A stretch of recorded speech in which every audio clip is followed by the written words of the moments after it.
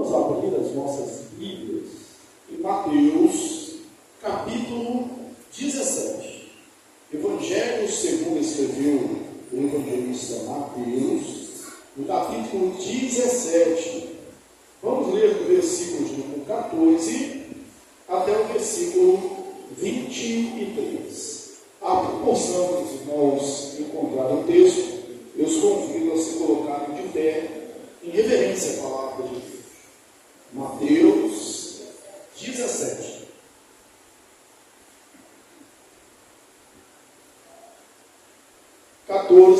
A 21.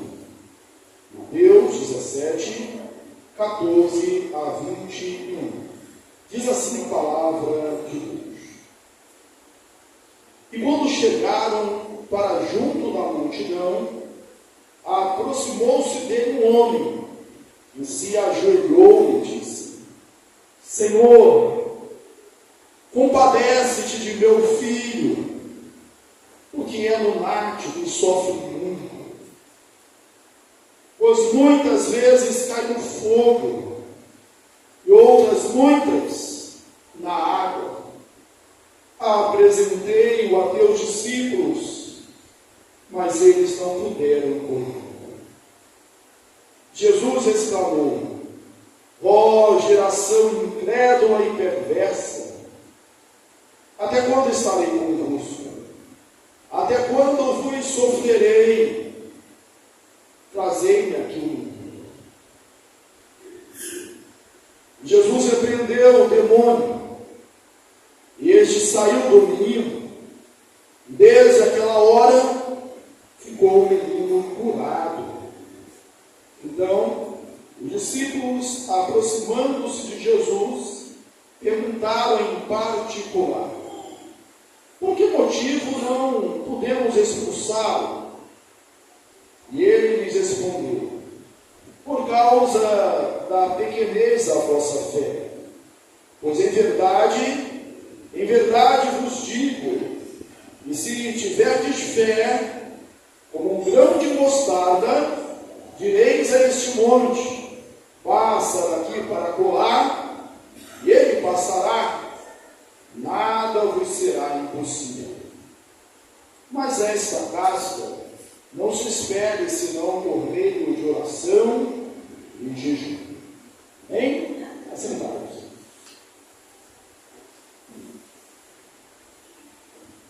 Nós sempre tentamos, priorizamos seguir a sequência do texto. E na última semana nós pregamos sobre o início do capítulo 17, o Monte da Transfiguração, quando Jesus se transfigurou diante dos seus discípulos. E hoje, dando a sequência, nós vamos pregar sobre o que ele encontrou no vale, a saber, o lunático, o epilético, segundo algumas outras versões, o endemoniado. Como tudo isso aconteceu. Viu Gabriel para colocar uma foto, uma pintura de um pintor muito famoso, Rafael. Rafael, no seu quadro A Transfiguração, ele ensinou, ele mostrou essas duas ocasiões, essas duas cenas. E o que ele fez? Ele colocou as duas cenas juntas, apesar de elas terem acontecido em dias diferentes e situações diferentes, dias diferentes e lugares diferentes. Mas ao juntar as duas cenas, ele presta um grande favor, porque ele faz aquilo, ou transmite aquilo que os sinóticos, os evangelhos de Mateus, Marcos e Lucas, pretendem de fato fazer. Essa cena que nós estamos vendo hoje, esse acontecimento, em todos os três evangelhos, tanto Mateus, que nós lemos, como Marcos, que dá um relato bastante detalhado, O evangelista Lucas, que acrescenta mais outros detalhes, colocam esta ocasião depois do Monte da Transfiguração, depois de Jesus se transfigurar diante dos seus discípulos. E aí o que Rafael faz? Ele coloca em cima o Monte da Transfiguração. Nós pregamos na semana passada. Jesus vai àquele monte para orar. E ali, com os seus discípulos, não todos, apenas 3 discípulos, do seu círculo mais íntimo, a saber, Pedro e os irmãos Tiago e João, que tiveram com ele em outras ocasiões especiais, como na ressurreição da filha de Jairo, como ali na agonia que ele teve antes da crucificação no Getsêmani. Esses discípulos estão acompanhando Jesus. E enquanto Jesus orava, Jesus se transfigura, Jesus se transforma, há uma metamorfose. É como se o véu se levantasse e um pouquinho, apenas um vislumbre pequeníssimo da divindade de Jesus aparece. E Jesus se transfigura. As suas vestes, segundo o evangelista Marcos, ficam tão alvas, tão limpas, tão claras, como nenhum lavador, nenhuma lavadeira podia colocar debaixo da terra. E aí aparecem 2 personagens históricas, Elias e Moisés, representando respectivamente os profetas e a lei. E Pedro, sem saber o que estava dizendo, ele diz: Senhor, se queres, manda, e nós vamos fazer uma tenda aqui, 3 tendas, uma para o Senhor, uma para Elias e outra para Moisés. Por que não sabiam o que falavam? Porque Elias e Moisés, por maiores que fossem nas suas épocas, por mais distintos que fossem, eram apenas homens, e não se comparavam aos outros. E aí ouve-se uma voz do céu, que dizia: Este é meu filho amado, em que me compraz. A ele nós devemos ouvir. Só há Jesus. Nada, absolutamente nada, deve ofuscar, deve diminuir a intensidade da voz de Jesus no nosso coração. E quando os 3 discípulos ouviram isso, eles caíram de bruços, estarrecidos, como mortos, diante da visão, porque não há homem que possa ficar de pé diante da glória de Deus. E aí, Jesus vem e toca neles, toca nos seus ombros e diz: levanta-se, vamos daqui. O evangelista diz que eles não viram mais nada, mais ninguém, a não ser Jesus. Então, na parte de cima, a glória. Na parte de cima, o resplendor. Na parte de cima, o monte. Na parte de cima, Jesus resplandecendo. Na parte de cima, Moisés e Elias. Na parte de cima, contentamento, alegria, êxtase, desejo de não ir embora. Luz. Na parte de baixo, na planície, no vale, trevas, angústia, vontade de ir embora, vontade de fugir. Porque o que você faz diante do endemoniado? Não? Você repreende, mas não é uma cena boa de você ver. Ninguém gosta de ver. Uma cena de derrota, uma cena de frustração, uma cena de impotência. Eu trouxe aos seus discípulos, mas eles não puderam fazer nada. Uma cena de acusação. Os fariseus, os escribas, discutiam com eles. Possivelmente estavam ridicularizando os 9 que ficaram, porque não puderam resolver aquele problema. Embaixo a angústia, embaixo a realidade. Gabriel pode tirar a imagem,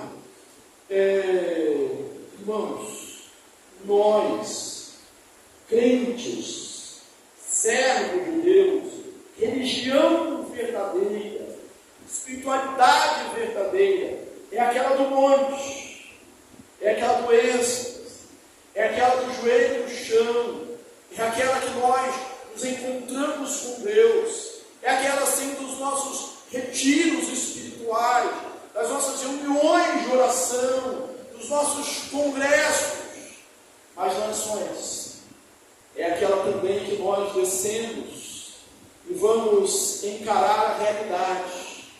É quando você desce do monte e vai para a rua, é quando você sai do ambiente eclesiástico da igreja, entre os irmãos, e vai para o seu trabalho.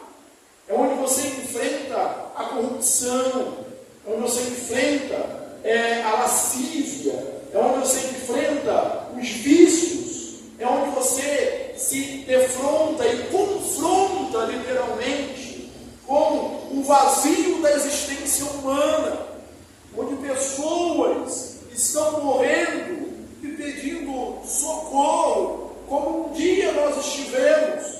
A linguagem de Paulo aos Efésios, porque todos nós estávamos também mortos em nossos delitos e pecados, mas Ele nos deu vida, por Ele, pela vida dEle, por Ele nós somos salvos, pela Sua graça sois salvos. A espiritualidade só do monte, talvez como Pedro estivesse pretendendo, era uma espiritualidade escapista, é uma espiritualidade dos mosteiros, dos conventos, dos refúgios. A nossa espiritualidade tem que ser demonstrada no dia a dia, na vida, no confronto com as pessoas. Embora estivesse lá resplandecendo, embora estivesse na presença de Elias e Moisés, embora ouvisse a voz de Deus quando desce, Jesus ouve a voz dos homens. Jesus não se torna prepotente, orgulhoso, e como sempre fez, há lugar no seu ministério.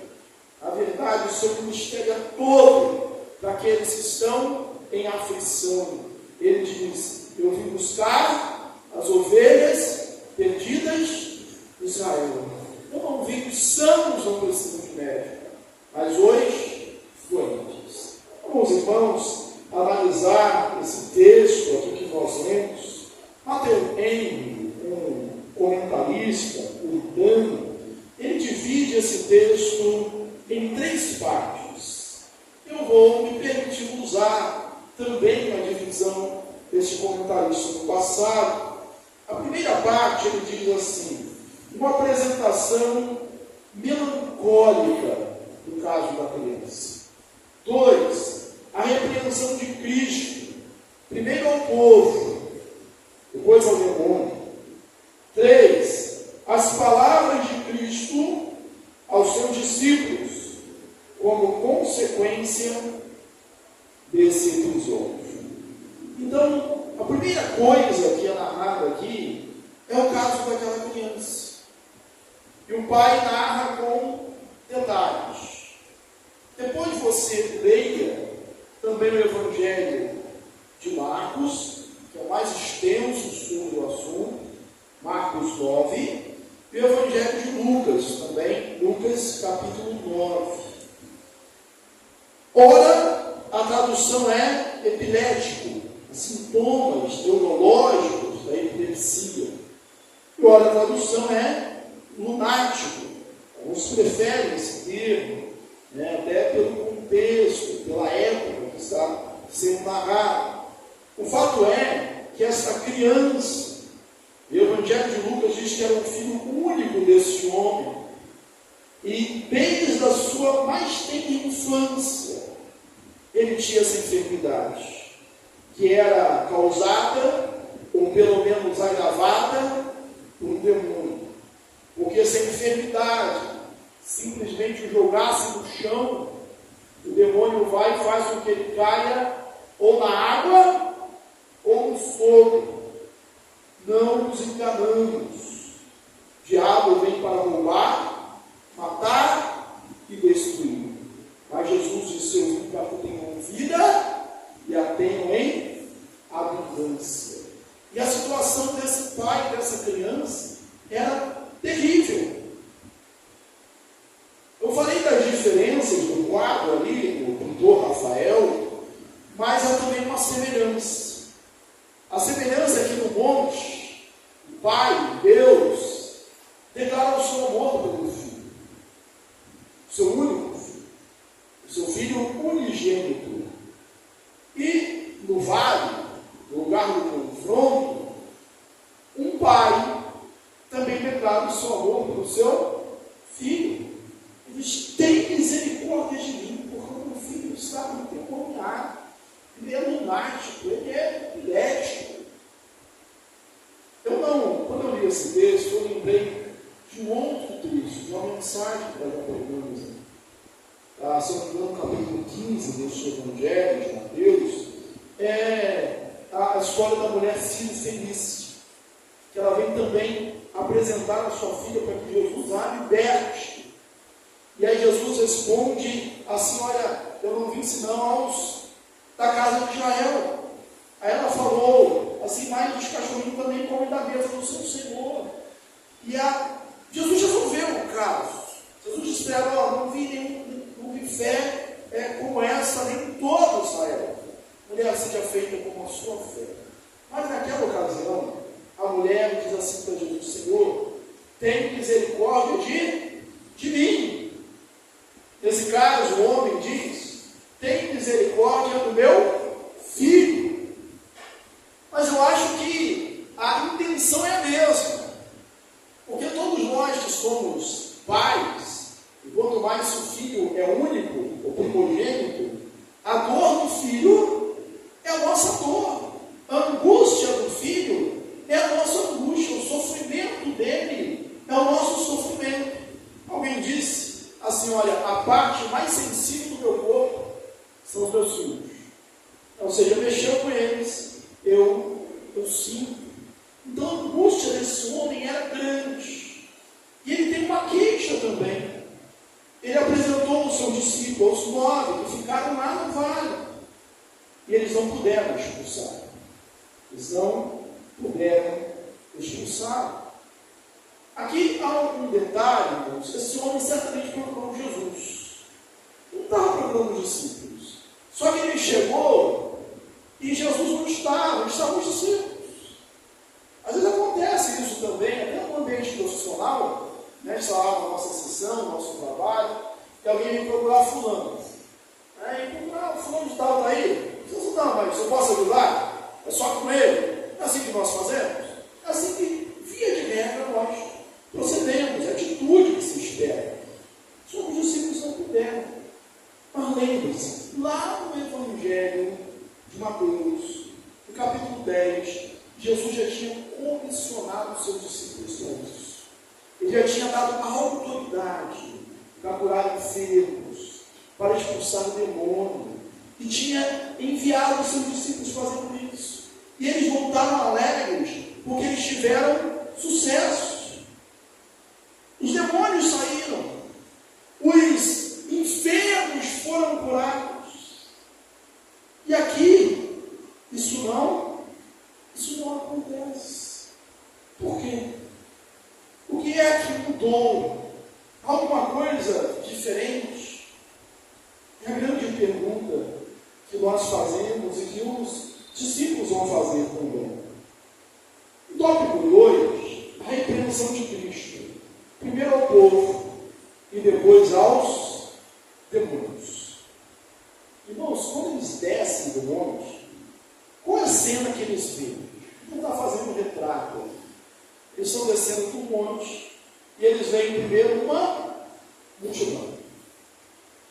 Eles veem também os 9 discípulos. Eles veem um pai desesperado, junto com o pai, endemoniado. Eles veem também os escribas, que estão ali. No capítulo 9, lá de Lucas, narrativa mais extensa, quando Jesus desce no monte, a primeira coisa que Jesus fala, a pergunta que Jesus faz, é direto aos escribas. Ele diz assim para os escribas, ele não fala com os discípulos, ele não fala primeiro com o Pai, ele fala com os escribas. O que discutis com eles? O que vocês estão discutindo com os meus discípulos? Porque isso já era algo incidente. Os fariseus e os escribas estavam sempre ali perguntando. Eles estavam ali sempre tentando pegar Jesus, e por que não fariam isso com os discípulos, em palavras, sempre tentando deixá-los numa situação vergonhosa, vexatória. E quando Jesus chega, a multidão vai, saúda Jesus e se contenta com Jesus, se admira com Jesus. Mas Jesus diz aos escribas: o que vocês discutem com eles? Vocês estão discutindo com eles. A gente pode abrir um parênteses para pensar no seguinte: por vezes nós gastamos muito tempo discutindo. Nós gastamos muito tempo precioso debatendo. A discussão tem o seu lugar. A apologética, os apologistas cristãos, a apologia, tem o seu lugar, gente que defende o Evangelho, que estuda, debate, defende o Evangelho. Isso tem o seu lugar. Mas nós não podemos ficar o tempo todo fazendo isso. Os discípulos deveriam estar em oração. Os discípulos, os 9 que ficaram, deveriam estar fazendo a mesma coisa que os 3 que foram com Jesus deveriam também estar fazendo. Por que eu digo que deveriam? Porque Jesus estava orando, mas eles estavam vencidos pelo sono, dormindo. Deveriam estar orando, mas estavam discutindo. Quantas e quantas vezes estamos no início do ano? Vamos fazer aí, possivelmente no dia 19, a nossa reunião de agenda. Quantas vezes nós discutimos e gastamos mais tempo discutindo do que fazendo? Existe uma obra a ser feita, existe a ação, a prática que precisa ser realizada lá fora. Nós estamos dentro dos muros, apenas conversando, apenas discutindo. Quando eu falo discutindo, não é sempre brigando. Nós estamos apenas ali na teoria, quando deveríamos partir para a prática. E às vezes a desculpa é essa aqui: eu não estou pronto, e ainda não é a hora. O Deus que chama é o Deus que capacita para a obra. A maioria dos comentaristas entendem que Jesus disse para os discípulos: ó geração perversa, incrédula. Aqui no versículo de número 17, ó geração incrédula e perversa, até quando vos sofrerei? A maioria entende isso. Há outros teólogos que entendem um pouco diferente, como Crisóstomo, lá no primeiro século, como Calvino, na época da Reforma Protestante, com Mateus Henrique, entre outros teólogos. Eles entendem que essa repreensão foi para a geração, para o povo, especialmente para os escribas e fariseus. Eu vou ler aqui alguns comentários a fim de dar luz a essa questão e vamos também nos posicionar a respeito. David Brown, ele comentando esse versículo, ele diz assim: é para nós surpreendente que alguns intérpretes, como Crisóstomo e Calvino, representem essa repreensão como dirigida não aos discípulos, mas aos escribas dos expositores consideram que essa repreensão foi a ambos os grupos, o que não resolve muito o assunto. Porém, como Benjamin, Dewey, Meyer, outros teólogos, como dirigida diretamente aos 9, só aos 9, que foram incapazes de expulsar aquele espírito. Essa posição desse David Brown, Matthew diz por sua vez assim: ele censura os que estão à sua volta, ó geração incrédula e perversa. Isso não foi dito aos discípulos, mas ao povo, e talvez, em especial, aos escribas, que são mencionados em Marcos 9:14, e que aparentemente insultavam os discípulos, porque agora tinham encontrado um caso que era difícil para eles. Isso em Mateus 1. Se você abrir a sua Bíblia, em Mateus 12, 19, Jesus usa a mesma expressão, se referindo ao povo somente, chamando de geração má, ou perversa e adúltera. Quando ele fala do sinal de Jonas, essa geração pede um sinal. Não tem nenhum sinal será dado à geração perversa, má ou adúltera. Irmãos, o que nós entendemos? E qual talvez seja a dificuldade dos ossos, Calvino, Maturino, é entender que essas palavras são dirigidas aos discípulos. Porque os discípulos não eram incrédulos. Eles eram crentes. A palavra que Jesus disse aos seus discípulos, que em Mateus está muito clara, foi: por que nós não podemos expulsar? Foi por causa da pequenez da vossa fé. Vocês têm fé, mas essa fé tem que ser melhorada, por causa da pequenez da vossa fé. Eu entendo que geração má e adulta seja realmente para aqueles que não creem. Não creem. Mas com certeza, os discípulos não mereciam nem elogio nessa hora. Nem elogio. Eles estavam vivendo um momento de fracasso. Mas Jesus, ele não esmaga a cana quebrada, nem apaga o pavio que fumega. Ele não oprime mais, ele consola. E aí, nós chegamos aqui a esse texto, né? A parte da palavra de Jesus aos seus discípulos. Primeiro, Jesus resolve o problema. Jesus diz assim: trazei. E eu gosto muito da narrativa de Marcos, porque nela acontece o seguinte: quando Jesus pergunta o que discutir com eles, os escribas não respondem.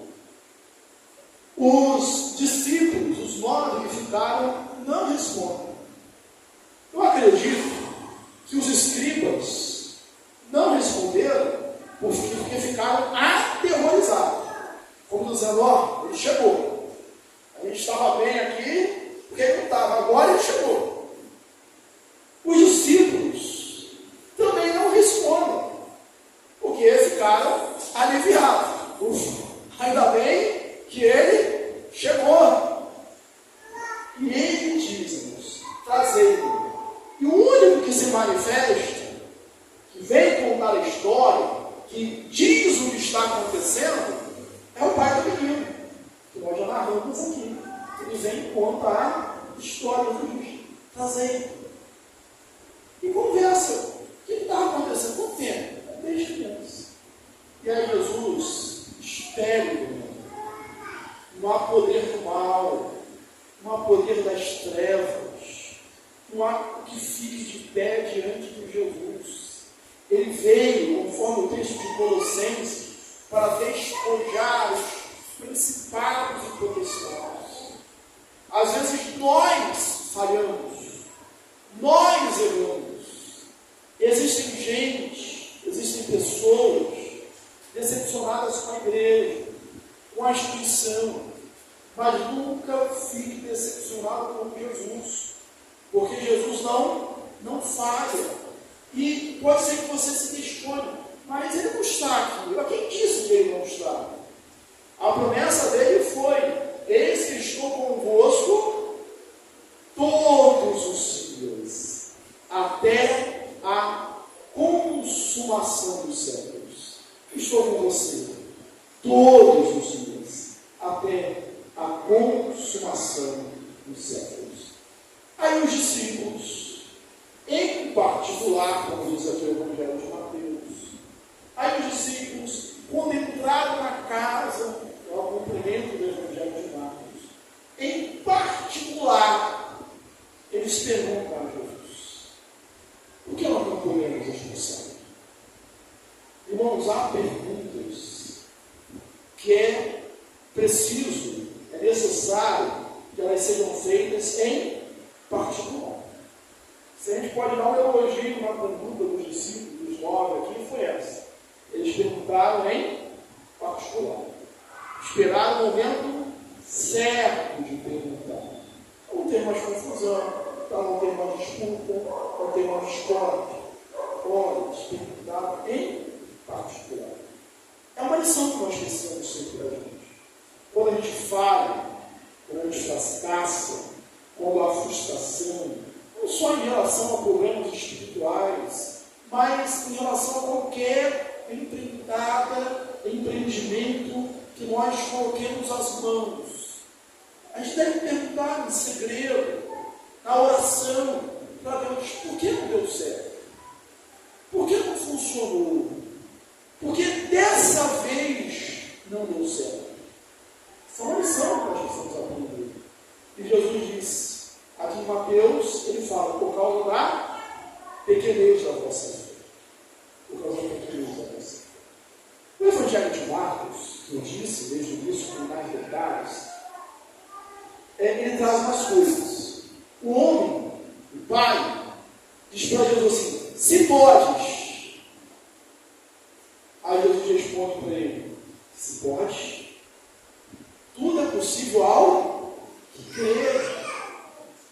E aí o homem pede, que é uma oração que todos precisamos fazer: Senhor, eu creio, mas eu não creio muito não, sabe?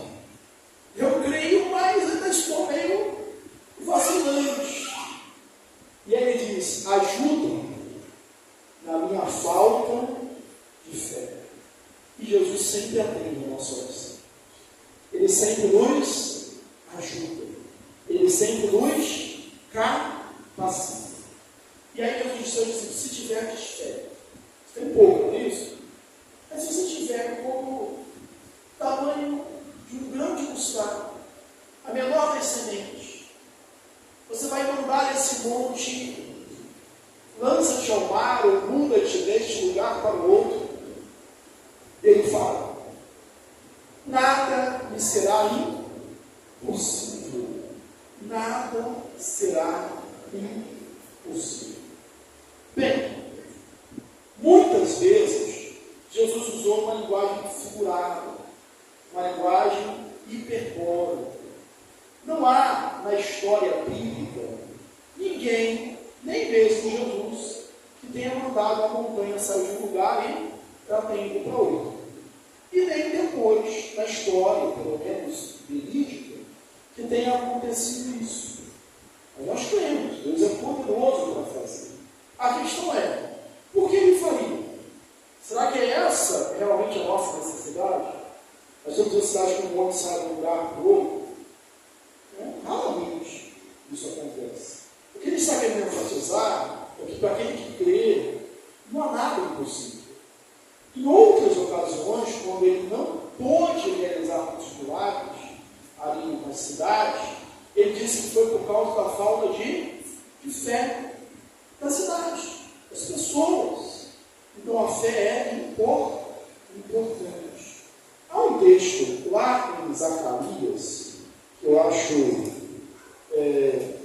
que se Jesus tivesse alguma coisa em mente, quando falou esse texto, o texto bíblico do Antigo Testamento, foi esse: Zacarias 4, 6 a 7. Quando fala de Zorobabel, reconstruindo o templo. E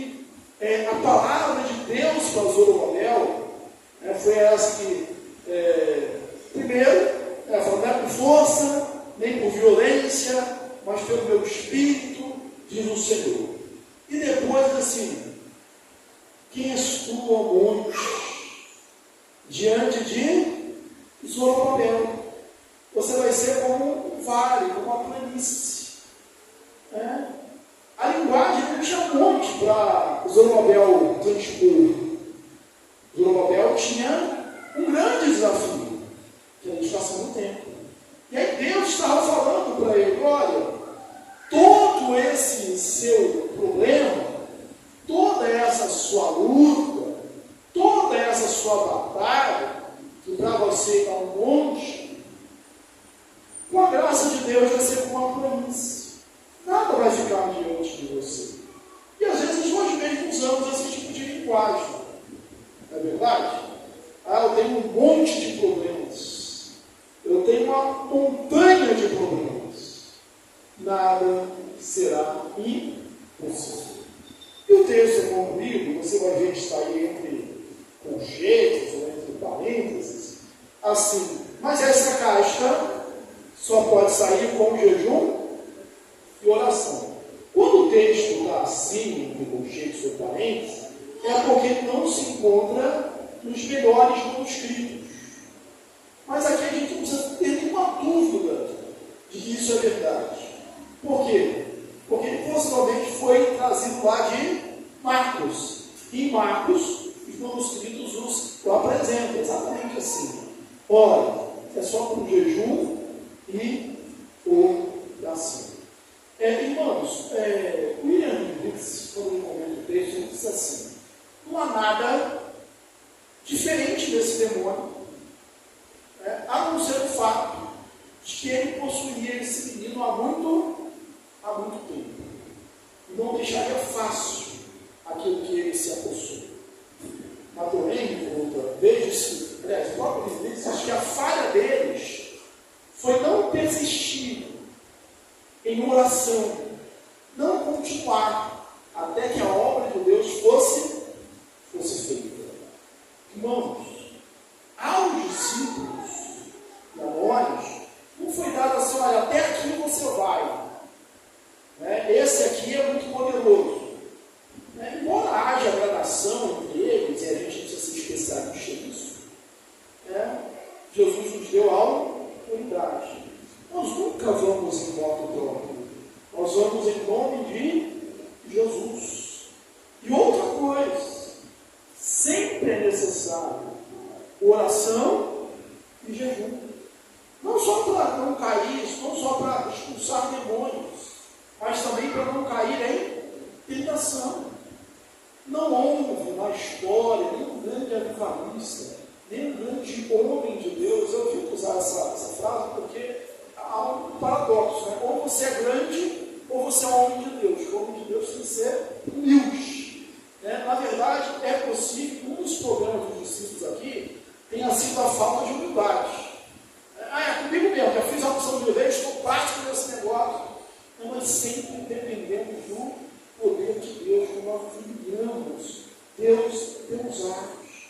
E um dos grandes problemas hoje é a falta de discernimento. Existem enfermidades físicas e existem enfermidades espirituais. Nós precisamos pedir a Deus para nos dê discernimento entre uma coisa e outra. Há outros, há dois lados bem radicais. Um, de uma igreja liberal, que não acredita em possessão demoníaca. Não acredita, são os liberais. Isso é coisa do passado. Não existe. Jesus veio para despojar, porque senão nós estamos tirando o poder de Jesus. Ele veio despojar as obras do maligno. Ele veio realmente dar-nos a liberdade. E há outros que esses subestimam aqueles que superestimam, aqueles que no mundo falam de demônio o tempo todo. Falam mais do diabo do que de Deus, falam mais do demônio do que de Jesus, falam mais de batalha espiritual e de exorcismo do que de algo que é muito mais importante, que é o arrependimento, que é o quebrantamento, que é a conversão tiramos aqui algumas lições de aplicação da nossa vida. O Deus que age no monte, o Jesus que se transfigura no monte, não se esquece de nós na planície, não se esquece de nós no vale. Aprendemos também que a nossa religião não é só do joelho dobrado e da contemplação, do momento de comunhão com Deus, e que nós precisamos concordar com Pedro. Mesmo que ele não soubesse estar dizendo, talvez seja o nosso caso também, mas é bom estarmos aqui.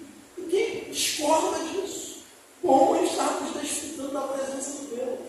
Mas nós precisamos lembrar que isso, só isso é escapismo, é fuga, porque o nosso trabalho está lá fora.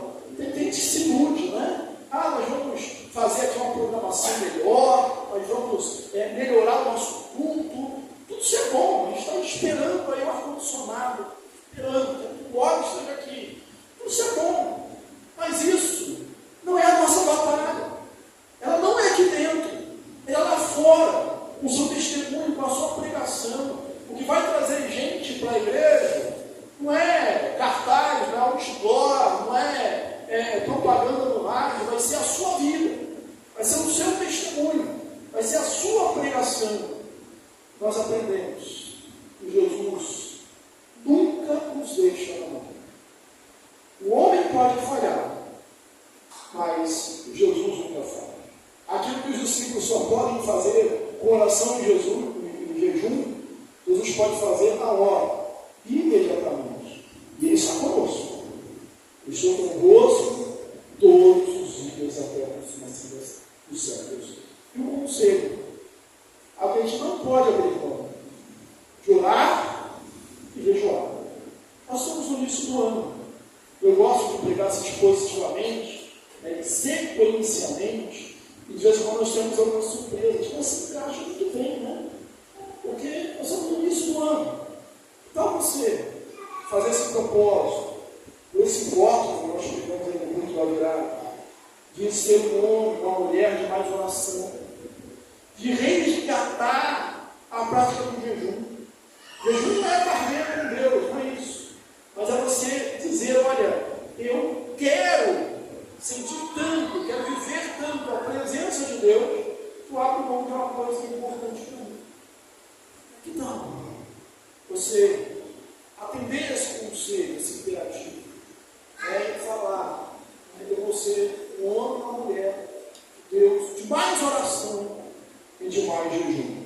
Que Deus nos abençoe, em nome